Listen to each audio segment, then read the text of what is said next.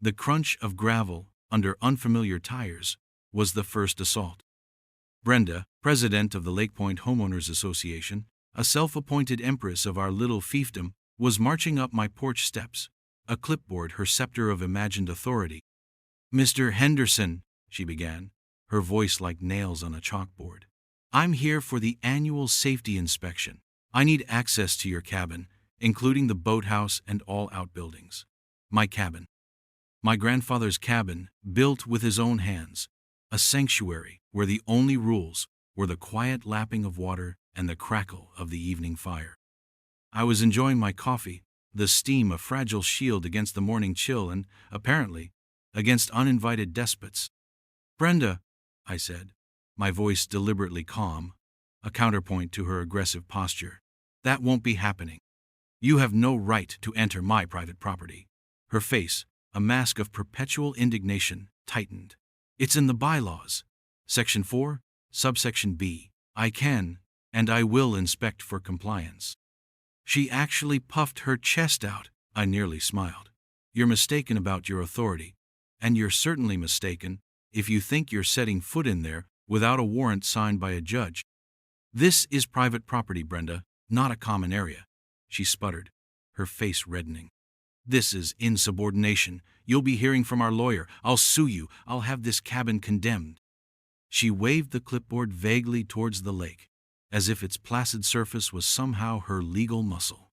"You do that, Brenda," I said, taking a slow sip of my coffee, the bitterness a welcome tang.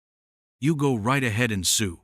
She spun on her heel, a whirlwind of cheap perfume and thwarted ambition, promising fines, liens, and eternal damnation in the HOA newsletter. I watched her retreat, a small, ridiculous figure against the vast, indifferent beauty of the lake. She had no idea who I was, this retired litigator who had spent 40 years dismantling louder, smarter, and far more dangerous bullies than her. This wasn't just about a cabin. It was about the sanctity of a man's castle. However humble, the stakes were clear. My peace, my legacy, and a line drawn in the sand against petty tyranny. She thought she was starting a fight. She was, in fact, walking into a meticulously prepared legal abattoir. The game, as they say, was afoot, and Brenda, bless her cotton socks, had just volunteered to be the main course. Her threat wasn't a threat, it was an invitation, and I always RSVP'd to such blatant declarations of war. This little escapade would cost her far more than a rejected inspection. It would cost her everything she thought she controlled. The summons arrived precisely 1 week later, delivered by a sheepish-looking process server who seemed to apologize with his eyes for the absurdity of its contents. Brenda Fromke versus Arthur Henderson, demanding injunctive relief to compel access, damages for obstructing HOA governance, and, my personal favorite, emotional distress for Brenda. I spread the flimsy pages on the massive oak desk in my study, the same desk where I'd dissected multi-million-dollar corporate lawsuits. The legal arguments were a tapestry of wishful thinking and outright misinterpretations of the HOA covenants and state law. It was, in a word, garbage. But it was officially filed garbage, and that meant the machine had to be engaged. A slow, cold anger, the kind I hadn't felt since I hung up my courtroom robes, began to uncoil in my gut. This wasn't just an annoyance anymore. It was a perversion of the legal system by a petty tyrant who mistook a volunteer position for a crown. The old gears, rusted from a few years of peaceful disuse, began to groan, then grind, then whir with a familiar, predatory hum. Brenda wanted a legal battle? She would get one that would make Sherman's march through Georgia look like a garden party. My mind, trained over decades, began to outline the strategy. This wouldn't be a mere defense. Oh no. This would be a counteroffensive, a full-spectrum dominance operation. I'd not only get her ludicrous suit dismissed with prejudice, but I would also dismantle her power base within the HOA, expose her for the overreaching, incompetent bully she was, and ensure she never troubled another soul in this community again. The cabin was the pretext, but the principle was the cause.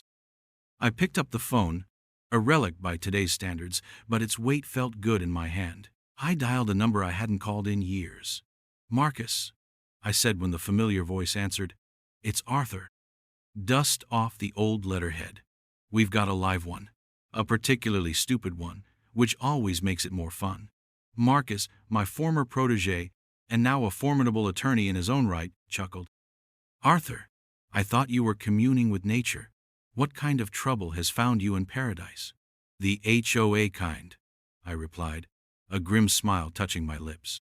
"The president tried to strong-arm her way into my cabin. Now she's suing me. Thinks she's holding all the cards." Marcus whistled.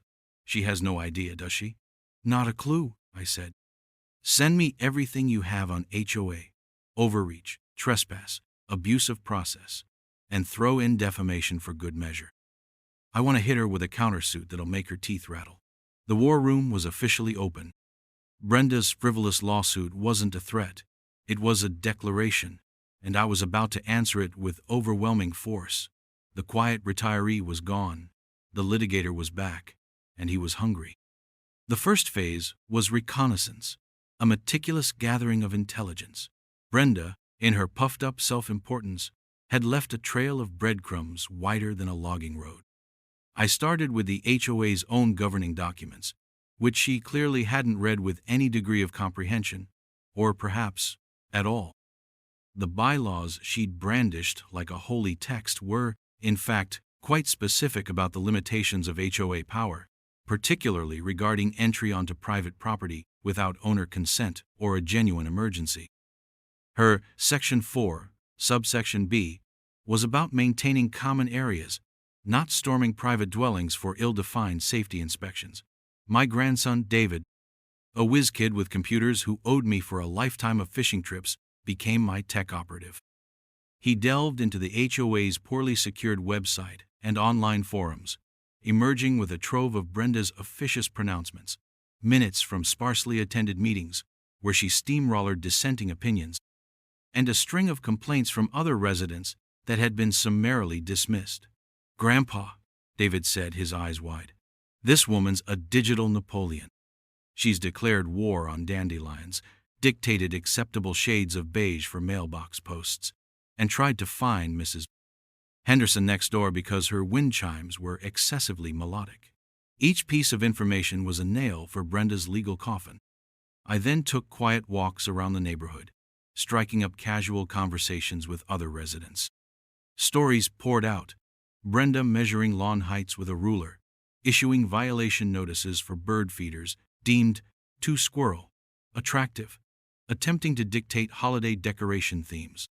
Many had been cowed into silence or reluctant compliance. They were afraid of her endless stream of official-looking letters, and her threats of fines and liens. They saw a petty dictator. I saw a defendant whose pattern of harassment was becoming beautifully, damningly clear. My old friend, Jack Riley, a retired PI with a nose for inconvenient truths, did a little digging into Brenda's background. Nothing criminal, but a history of failed small businesses, a string of minor civil disputes where she was invariably the aggrieved party, and a palpable hunger for control that seemed to intensify with each perceived slight. She wasn't just an HOA president. She was a case study in narcissistic overreach. I spent hours in my study, the lake a calm backdrop to my brewing storm. I cross-referenced HOA rules with state statutes on property rights, trespass, harassment, and defamation. Brenda hadn't just misinterpreted the bylaws, she'd potentially violated actual laws. Her demand for entry, her subsequent threats, her slandering me to other residents as uncooperative and a troublemaker, it all formed a coherent picture of abuse. The arsenal was growing. Each document, each testimony, each carefully researched statute was another round in the chamber. Brenda thought she was swatting a fly with a lawsuit. She was about to discover she'd kicked a hornet's nest, and the hornets were armed with subpoenas and tort claims. The quiet satisfaction of a plan coming together was a familiar comfort. This wasn't just about my cabin anymore. It was about liberating an entire community from a tin pot tyrant. And I, Arthur Henderson, retired attorney at law, was just the man to do it. The response to Brenda Fromke's pathetic excuse for a lawsuit was a work of art, if I did say so myself. Drafted with the precision of a surgeon and the cold fury of a wronged man, it systematically dismantled her every claim, citing chapter and verse of the HOA's own governing documents and relevant state law.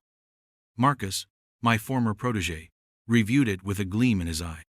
"Arthur," he'd said, "this isn't a legal response. It's a public flogging set to paper. She won't know what hit her."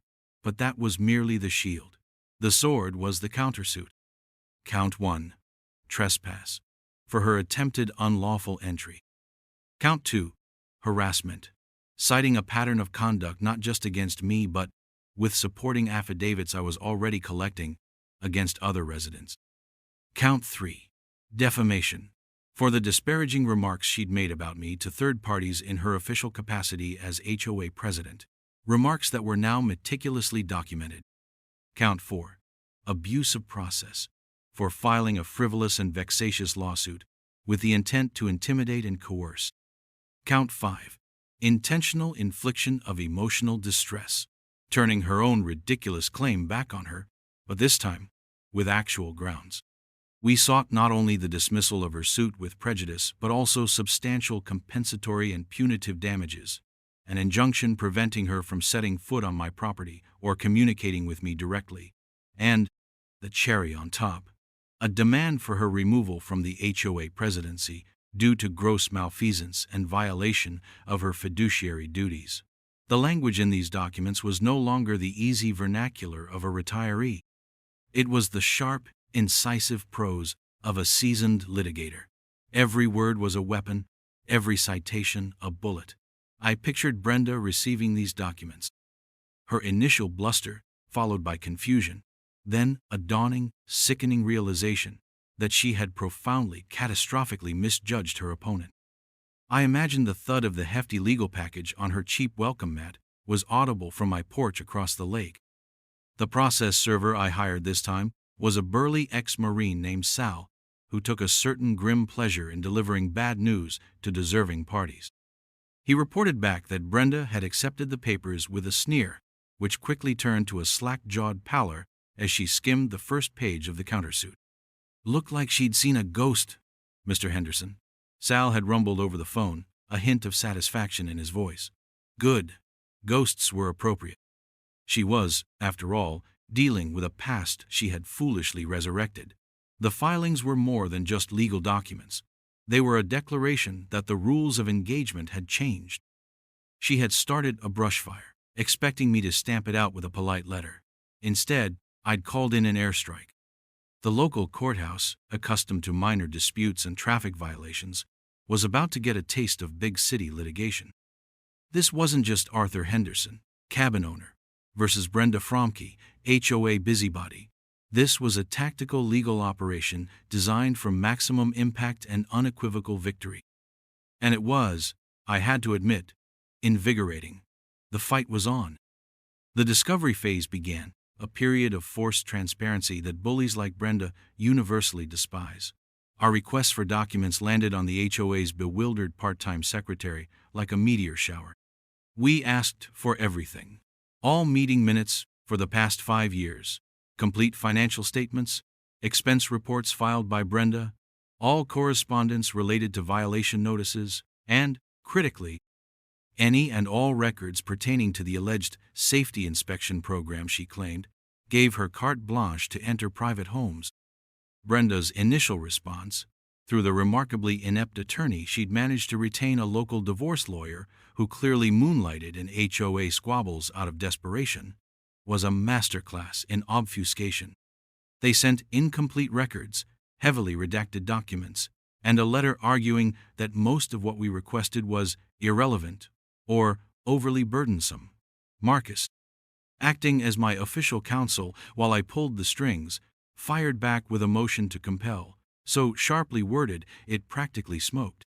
The judge, already sensing the mismatch in legal firepower, granted it without a hearing.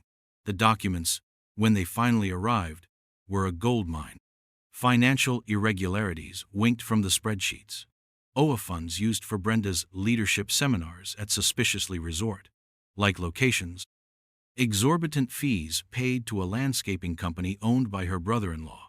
A general lack of oversight that screamed mismanagement. The meeting minutes showed Brenda unilaterally making decisions, shutting down dissent, and frequently invoking powers she simply didn't possess under the bylaws. There were no records, none whatsoever, of a formalized board-approved safety inspection program that would grant her access to private interiors. It was, as I suspected, a power grab she'd invented on the fly. Then came the depositions. We started with the HOA secretary, a nervous woman named Doris, who, under Marcus's gentle but persistent questioning, revealed that Brenda ran the HOA like a personal fiefdom, often drafting violation notices and letters without board consultation. Then the HOA treasurer, who admitted he hadn't scrutinized Brenda's expenses as closely as he should have because she was very forceful. Finally, it was Brenda's turn. She swaggered into the conference room at Marcus's office, her cheap suit a size too small, her face set in a look of defiant arrogance. I sat in the corner, a silent observer, my presence alone seeming to unnerve her. Marcus was magnificent. Calm, polite, almost deferential, he led Brenda down a garden path of her own lies and contradictions. He'd start with an innocuous question, let her elaborate, then pounce with a document or prior statement that directly contradicted her. Her bluster about the safety inspection crumbled when confronted with the lack of any official authorization. Her claims of my uncooperative behavior sounded petulant and childish when juxtaposed with my polite, legally sound refusal of entry. "From K?" Marcus asked, his voice soft as silk. "You stated in your lawsuit that Mr. Henderson's refusal to allow you entry caused you significant emotional distress. Can you describe the precise nature of this distress?" Brenda launched into a rambling diatribe about disrespect and the breakdown of community order. "So, your distress wasn't a medical condition then? No doctor's visits? No therapy?" Marcus pressed gently. Her face, a roadmap of petty tyrannies, began to twitch. The lies piled up, each one a thread in the net we were weaving around her. Under oath, her arrogance began to crack, revealing the frightened, insecure bully beneath. She contradicted herself multiple times, grew flustered, and even, at one point, accused Marcus of tricking her. I allowed myself a small, internal smile. She wasn't being tricked, she was being exposed by the truth, a truth she had long sought to bend to her will. The deposition transcripts would be devastating. Brenda had walked into that room expecting to dictate terms. She left it legally eviscerated, a victim of her own hubris and the cold, unblinking eye of the law. The ripples from our legal barrage spread through Lake Point like a seismic shockwave. Whispers turned into open conversations. My countersuit, particularly the allegations of harassment and misuse of HOA funds, was the talk of the community. Suddenly, I wasn't just the uncooperative cabin owner Brenda had painted me as. I was the man who was finally standing up to her. Other residents, previously intimidated into silence, began to emerge from the woodwork. Mrs. Gable, whose excessively melodic wind chimes had drawn Brenda's ire, provided a sworn affidavit detailing a campaign of petty harassment. Mr. Rodriguez, fined for planting a vegetable garden that Brenda deemed aesthetically displeasing, offered his own tale of woe.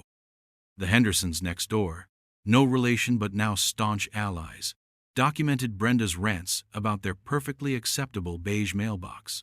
It was a chorus of discontent, finally finding its voice. Brenda, predictably, did not take this well. Her response was not contrition, but escalation. She was seen driving slowly past my cabin at odd hours, a scowl etched on her face, all dutifully noted and photographed by David, my grandson-turned-surveillance expert. A fresh wave of HOA violation notices appeared in mailboxes for the most trivial infractions, clearly retaliatory, clearly desperate. Each one was a gift, further evidence for our case. The HOA board, a collection of mostly passive individuals who had allowed Brenda to run roughshod over them for years, began to panic. I received a tentative call from one of them, a mild-mannered accountant named Peterson, suggesting a mediation to resolve these unfortunate misunderstandings. I listened politely, then informed him, in no uncertain terms, that the time for quiet chats was long past. "Mr. Peterson," I said, my voice like ice, "your president attempted to unlawfully enter my home, filed a frivolous lawsuit against me when I rightfully refused, and has, by all accounts, been terrorizing this community for years. The only settlement I am interested in involves her immediate resignation, a public apology, and significant financial restitution for the damages she has caused." "Are you authorized to offer that?" There was a sputtering silence on the other end. "Well, no, not exactly." "Then we have nothing further to discuss, Mr. Peterson. We will see you and Miss Fromke in court." I hung up. The pressure was building, not just on Brenda, but on the entire enabling structure that had allowed her reign. Some board members, smelling blood in the water and fearing legal liability themselves, began to distance themselves from her. Rumors circulated of emergency board meetings from which Brenda was excluded. Her carefully constructed empire of petty tyranny was crumbling, brick by mismanaged brick. I watched it all, with a kind of detached satisfaction. This was the inevitable consequence of unchecked arrogance meeting immovable resolve. Brenda had sown the wind. She was now reaping the whirlwind. And the forecast called for a hurricane, with me at its calm, calculating eye. The pre-trial phase was a flurry of motions and legal chess. Brenda's attorney, the out-of-his-depth divorce specialist, filed a desperate motion to dismiss our countersuit, claiming it was retaliatory and without merit. Marcus, armed with the mountain of evidence we'd accumulated, deposition transcripts, financial irregularities, and a stack of affidavits from aggrieved residents, responded with a motion for summary judgment on Brenda's original ludicrous claim and on several counts of our own. He argued, quite correctly, that there were no genuine issues of material fact requiring a trial for her suit. It was patently baseless. For our countersuit, the evidence of her harassment, abuse of process, and defamation was so overwhelming that a reasonable jury could only find in our favor. The judge, clearly weary of Brenda's shenanigans and impressed by the thoroughness of our filings, scheduled a hearing. It was in that hearing that the true extent of Brenda's malfeasance began to unfurl like a rotten banner. Marcus presented the HOA's own financial records, highlighting questionable expenditures approved solely by Brenda, including a 5-0 payment to a consultant, who turned out to be her unemployed nephew, for community beautification strategic planning, that never materialized.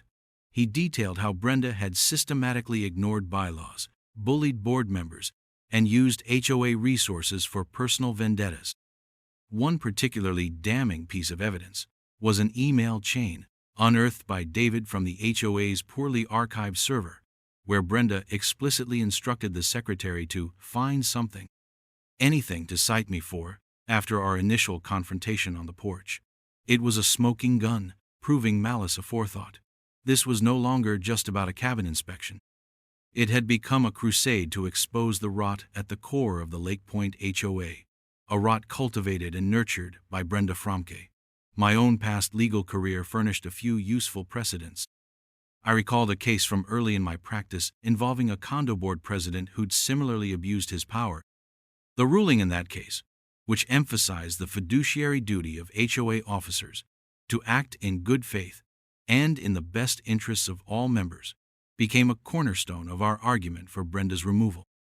It felt good, that echo from the past, a tool forged decades ago now being wielded anew. Brenda's lawyer could only offer feeble rebuttals. He looked increasingly miserable, like a man forced to defend the indefensible with nothing but wishful thinking. Brenda herself sat ramrod straight, her face a mask of barely suppressed fury, but the arrogance was gone, replaced by a dawning awareness of her predicament. The judge listened patiently, occasionally asking a pointed question that invariably exposed another flaw in Brenda's position. The tide had not just turned, It had become a tsunami, and Brenda was about to be swept away. The wheels of justice, often slow, were now grinding with an inexorable and satisfying momentum. The fight was nearing its endgame. The courtroom was smaller than I remembered from my glory days, but the air crackled with the same familiar tension. Brenda sat beside her increasingly beleaguered attorney, looking pale and diminished. A surprising number of Lake Point residents filled the public gallery. Mrs. Gable, Mr. Rodriguez, the Hendersons, even a few sheepish HOA board members, all there to witness the culmination of Brenda's reign. Marcus was in his element. He laid out the case against Brenda with the methodical precision of a demolitions expert wiring a condemned building. He began by addressing Brenda's original suit, systematically showing how her demand for entry was baseless, unsupported by the HOA's own bylaws, and a clear violation of my property rights. He presented my calm, recorded refusal. David had cleverly set his phone to record audio that day on the porch, juxtaposed with Brenda's shrill, threatening tirade. The contrast was stark and damning. Then he moved to our countersuit. He walked the judge through the pattern of harassment, the documented instances of Brenda abusing her authority, the financial irregularities, the defamation. The email instructing the secretary to find something on me was projected onto a screen, large and undeniable. Brenda visibly flinched. Her attorney objected weakly. "Speculation, Your Honor." The judge, a stern-faced woman with little patience for fools, merely raised an eyebrow. "Overruled. It seems quite specific to me, counsel." Marcus called the HOA treasurer, Peterson, to the stand. Peterson, now thoroughly cowed and eager to save his own skin, reluctantly admitted that Brenda often bypassed board approval for expenditures and that he had felt pressured to sign off on questionable invoices. He confirmed the 5-0 payment to Brenda's nephew for non-existent consultancy work. When Brenda's lawyer cross-examined him, Peterson simply reiterated the facts, his voice quiet but firm. He was no longer protecting Brenda. The climax came when Marcus presented a summary of the affidavits from other residents, painting a picture of a community held hostage by Brenda's whims. He didn't need to call them all. The sheer volume of documented grievances spoke for itself. Brenda's lawyer offered a feeble defense, claiming she was a dedicated volunteer working thanklessly for the good of the community, that her actions were merely enthusiastic enforcement of the rules. It was a pathetic display, like trying to plug a dam breach with a single finger. The judge listened, her expression unreadable, but I could see the subtle shift, the growing impatience with the transparently weak arguments. Brenda's empire, built on intimidation and bluff, was collapsing under the weight of meticulously presented facts. The public humiliation was palpable. Her neighbors, the people she sought to control, were watching her unravel. This wasn't just a legal defeat, it was a social reckoning. The Honorable Judge Eleanor Vance did not keep us in suspense for long. After a brief recess, during which Brenda sat rigid, staring blankly ahead while her lawyer shuffled papers with an air of utter defeat, we reconvened. Judge Vance looked first at Brenda, then at her attorney. "Regarding the plaintiff's original complaint, Fromke versus Henderson," she began, her voice crisp and authoritative, "this court finds a complete and utter lack of merit. The demand for entry into Mr. Blake Henderson's private residence was not supported by the HOA's governing documents, nor by any applicable state law. It was, frankly, an egregious overreach of authority." Brenda seemed to shrink in her chair. "Therefore," Judge Vance continued, "the plaintiff's suit is dismissed, with prejudice." A collective sigh of relief rippled through the gallery. But the judge wasn't finished. "Now, regarding the countersuit, Henderson versus Fromke and the Lake Point Homeowners Association," she paused, her gaze sweeping over me, then Marcus, then settling again on Brenda, like a hawk sighting its prey. "This court finds compelling evidence of a persistent pattern of harassment, abuse of process, and defamation perpetrated by Ms. Fromke in her capacity as HOA president. Furthermore, the evidence of financial mismanagement and malfeasance is deeply troubling." She detailed the specific counts. For harassment, She cited the numerous affidavits and Brenda's own retaliatory actions. For abuse of process, the frivolous lawsuit itself. For defamation, the documented lies. This court awards Mr. Henderson compensatory damages in the sum of $50,000 for legal fees, emotional distress, and reputational harm to be paid jointly and severally by Ms. Fromke and the Lake Point Homeowners Association. A gasp went through the courtroom. Brenda's face was ashen. Furthermore, the judge pressed on. Punitive damages in the sum of $100,000 are awarded against Ms. Fromke personally, due to the malicious and willful nature of her conduct. Brenda made a small, choking sound. Finally, this court issues a permanent injunction restraining Ms. Fromke from approaching within 100 yards of Mr. Henderson's property or person, and from holding any officer position within the Lake Point Homeowners Association or any other homeowners association within this state for a period of 10 years. It was a complete and total victory. More than I had dared to hope for regarding her removal from power. Justice, often portrayed as blind, had seen Brenda Fromke with perfect clarity. As the judge concluded, the courtroom was silent for a moment. Then a low murmur of approval spread. Brenda's lawyer gently touched her arm, but she seemed frozen, staring at the judge as if she couldn't comprehend the totality of her downfall. I felt a grim, profound satisfaction. Not elation, but the quiet contentment of a difficult job well done. The system, which Brenda had sought to twist for her petty ends, had instead crushed her. Her reign was over. The tyranny of the clipboard was no more. Outside the courtroom, Mrs. Gable actually hugged me. Mr. Rodriguez shook my hand vigorously. The relief in the community was palpable. Brenda Fromke, the Empress of Lake Point, had been decisively dethroned. The lake seemed bluer, the air cleaner, the rustle of leaves in the ancient oaks surrounding my cabin more peaceful than it had been in years. The injunction papers, framed by a gleeful David, sat on my desk not as a trophy of war, but as a deed to reclaim tranquility. Brenda Fromke had vanished from Lake Point, selling her house at a loss, and disappearing into whatever oblivion awaits deposed petty tyrants. The HOA, chastened and considerably poorer, was undergoing a forced reformation.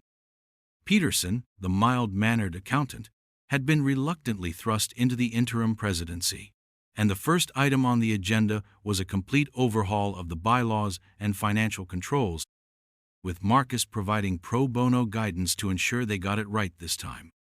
Neighbors were talking again, not in hushed whispers of Brenda's latest outrage, but in open discussions about community improvement, about rebuilding trust. The fear was gone.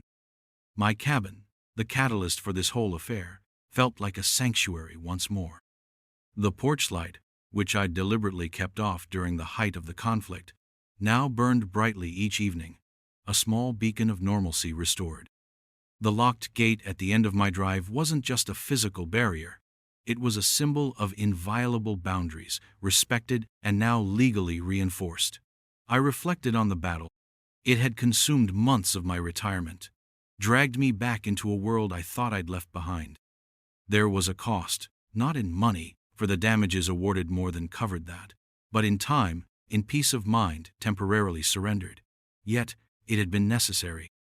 Some lines, once crossed, demand a response not of accommodation, but of absolute resistance.